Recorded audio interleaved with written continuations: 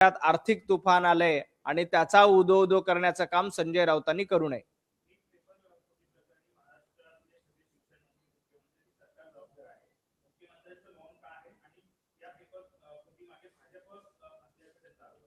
नीट paper फुटी प्रकरणात कारवाई कोणी केली? सरकारने स्वतःहून कारवाई केली. ज्या वेळेला लक्षात आलं की पेपर फोडून काही विद्यार्थ्यांचं नुकसान करण्याचा प्रयत्न केला गेला, त्यावेळेला सरकारनं कुणालाही पाठीशी घातलं नाही. देवेंद्रजी फडणवीसांनी कुठेही मौन बाळगलं नाही. उद्धवजी ठाकरे सारखे मौनी बाबा देवेंद्रजी फडणवीस नाहीत. त्यांनी सांगितलं नीट पेपर प्रकरणामध्ये जे कोणी दोषी असतील त्यांच्यावर कारवाई करा, कुणालाही सोडू नका. ते काँग्रेसचे कच्चे बच्चे असतील तरी त्यांनाही पाठीशी घालू नका. संजय राऊतांनी काँग्रेसला जाब का विचारला नाही? नीट पेपर फुटी प्रकरणामध्ये काँग्रेसचं थेट कनेक्शन समोर आल्यानंतर देखील संजय राऊत त्यांना जाब विचारण्याची हिंमत करत नाहीत. मुख्यमंत्री देवेंद्रजी फडणवीसांनी ज्या वेळेला लक्षात आलं की महाराष्ट्रामध्ये पेपर फुटीचं काही कनेक्शन आहे, त्यावेळेला अशा लोकांना बेड्या ठोकण्याचं काम, ताब्यात घेऊन चौकशी करण्याचं काम हे केंद्र सरकारच्या माध्यमातून, सीबीआयच्या माध्यमातून, राज्य सरकारच्या माध्यमातून केलंय. नीट पेपर फुटी प्रकरणात विद्यार्थ्यांच्या जीवाशी खेळणाऱ्यांशी आणि शिक्षणाचा खेळखंडोबा करणाऱ्यांना कुणालाही सोडलं जाणार नाही, हे जनाब संजय राऊतांनी लक्षात ठेवावं.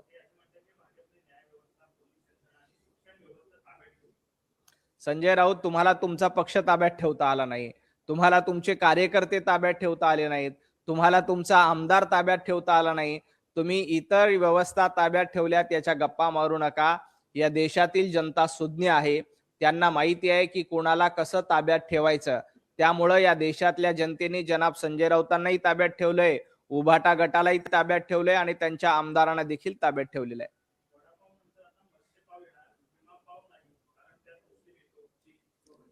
संजय राऊतांना अलीकडच्या काळामध्ये खिमापाव जास्त प्रिय वाटायला लागलाय, वडापाव त्यांना प्रिय वाटत नाही. आणि मत्स्यपाव येऊन आमच्या कोळी बांधवांसाठी एक नवी संधी निर्माण केली जात असेल तर संजय राऊतांनी एवढं दुखायचं कारण काय? मत्स्यपावच्या माध्यमातून आमच्या कोकण किनारपट्टीतील कोळी बांधवांना रोजगाराच्या नव्या संधी येतील. मुंबईमध्ये आजपर्यंत आपण चवीने वडापाव खात होतो, येणाऱ्या काळामध्ये आता मत्स्यपाव येईल. मत्स्यपाव आल्यानंतर त्याचं स्वागत संजय राऊतांनी करायला पाहिजे, परंतु कोळी बांधवांना विरोध करायचा, कोकणी बांधवांना विरोध करायचा.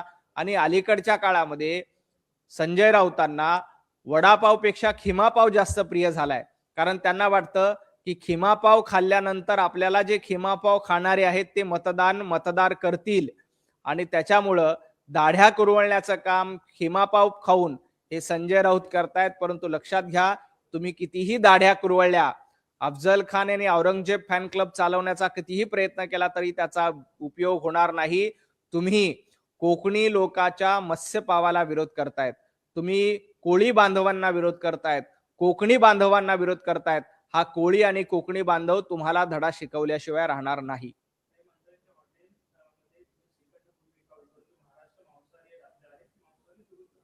नाही, संजय राऊतांनी मांसाहार खावा किंवा आणखी रेड्याचा आहार खावा, आम्हाला त्याच्याशी काही देणं घेणं नाही. परंतु मत्स्यपावला विरोध करणं हे चुकीचं आहे, कारण कोकणी बांधवांचा मत्स्यपाव आहे, मालवणी लोकांचा मत्स्यपाव आहे. अशा पद्धतीनं कोळी बांधवांना विरोध करणं हे संजय राऊत अतिशय चुकीचं आहे. तुम्हाला श्रीखंड पुरी खायचीच नसते, कारण श्रीखंड पुरीची चव तुम्हाला कळणार नाही. मराठीमध्ये एक म्हण आहे, गाढवाला गुळाची चव काय. त्याप्रमाणे सातत्यानं संजय राऊत निरर्थक बडबड करत असतात.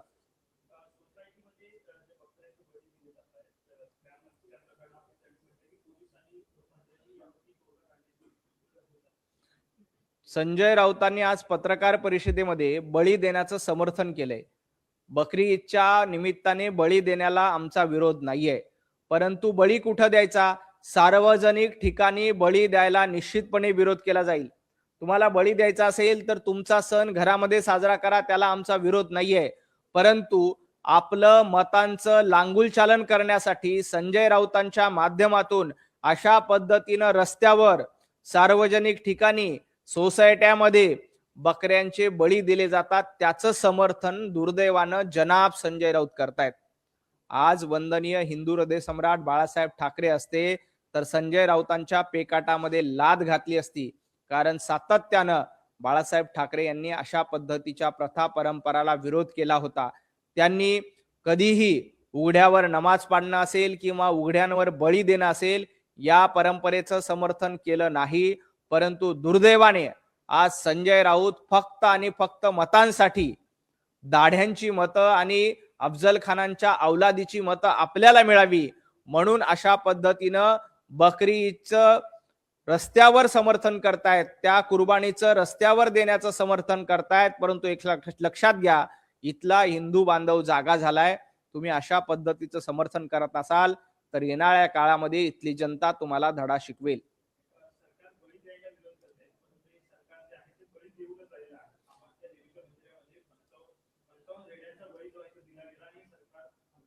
सरकार रेड्यांचा बळी देऊन इथं आलेलं नाही, तर उभाटा गटाचा बळी देऊन हे सरकार आलेलं आहे. जनतेनं उभाटा गटाचा बळी घेतलाय. जनतेनं मतांच्या रूपाची सुरी ही उभाटा गटावर चालवली, संजय राऊत तुमच्या पक्षावर चालवली आणि मत न देता तुम्हाला सांगितले की तुमची अवकात नाहीये महाराष्ट्र चालवण्याची. तुम्हाला आमदार, तुम्ही जवळपास 90च्या पेक्षा जास्त जागा विधानसभेला लढल्या, फक्त 20 आमदार निवडून दिले. तुमच्या 70 आमदारांचं मत न देता बळी घेण्याचं काम महाराष्ट्रातल्या जनतेनं केलंय. त्यामुळे तुम्ही बकरी ईदच्या बळीची चिंता करू नका. आपल्या पक्षाचा जनतेने जो बळी घेतलाय त्याची चिंता करा.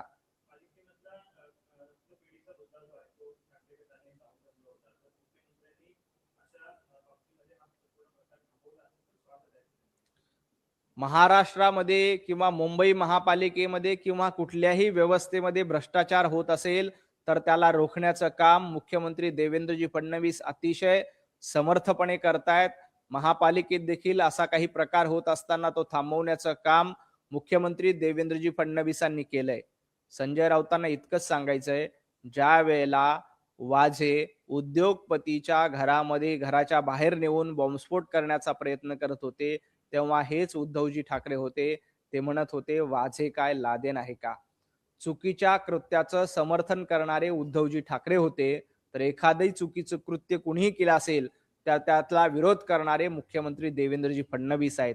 हाच देवाभाऊ आणि उद्धवजी ठाकरे यांच्यामधला फरक आहे. त्यामुळे जनता सुज्ञ आहे.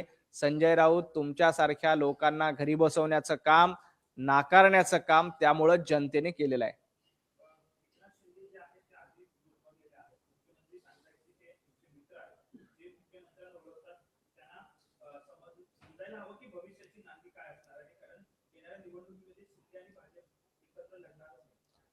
संजय राऊत, एकनाथजी शिंदे गुदमरलेले नाहीत, तर तुमच्या पक्षाचे नेते दमलेले आहेत. दमलेल्या बाबाची कहाणी काय आहे हे एकदा आदित्य ठाकरेंना आणि उद्धवजी ठाकरेंना जाऊन विचारा. शिंदे कधीही गुदमरलेले नव्हते. भारतीय जनता पार्टी महायुतीसोबत सक्षम नेतृत्व करण्याचं काम एकनाथजी शिंदे करतायत. परंतु दमलेल्या बाबांची कहाणी ही मातोश्रीवर कशा पद्धतीनं सुरू आहे, कोण कसं गुदमरलंय, काँग्रेसमध्ये कसं तुम्हाला किंमत दिली जात नाही, मातोश्रीवर आज काय अवस्था आहे, दमलेल्या बाबाची कहाणी कोण कोणाला सांगतंय, हे एकदा संजय राऊतांनी मातोश्रीवर जाऊन विचारलं पाहिजे. मग तुम्हाला लक्षात येईल दमलेलं कोण आहे आणि गुदमरलेलं कोण आहे. भारतीय जनता पार्टी सोबत शिवसेना असेल, राष्ट्रवादी असेल, ही अतिशय एकमतानं, एक दिलानं, एकसंघ पुढे जात आहे. विधान परिषदेच्या निवडणुकीमध्ये देखील आम्ही एकत्र निवडणुका लढू, सगळ्यांना सोबत घेऊन 17च्या 17 जागा महायुती म्हणून आम्ही जिंकू, याच्यामध्ये अजिबात शंका नाही.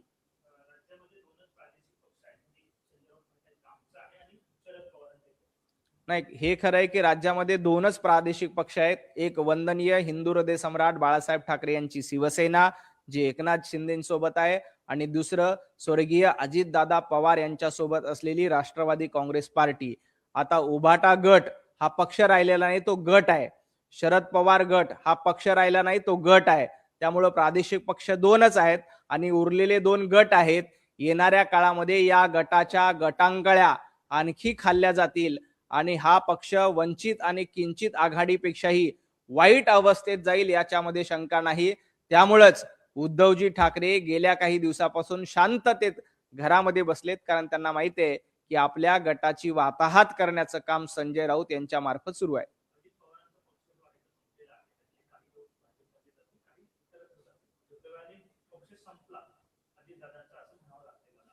पक्ष कुणाचा संपला? अजितदादांचे महाराष्ट्रामध्ये 54-55 आमदार आहेत. त्याला पक्ष संपलेला म्हणत नाहीत. ज्या पक्षाचे 50 पेक्षा जास्त आमदार असतात ते पक्ष संपलेले नसतात.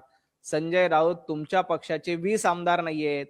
या येणाऱ्या विधान परिषदेच्या निवडणुकीला तुमचा एक आमदार निवडून येऊ शकत नाही, त्याला संपलेला पक्ष म्हणतात. आणि सगळ्यात महत्त्वाचं म्हणजे महापालिकेला तुम्हाला भोपळा फोडता आला नाही. जिल्हा परिषदेला तुम्हाला भोपळा फोडता आला नाही. पंचायत समितीला तुमच्या उमेदवारांनी निवडणूक लढण्याच्या आधीच माघार घेतली. ज्यांना उमेदवार मिळत नाही असे पक्ष संपलेले असतात.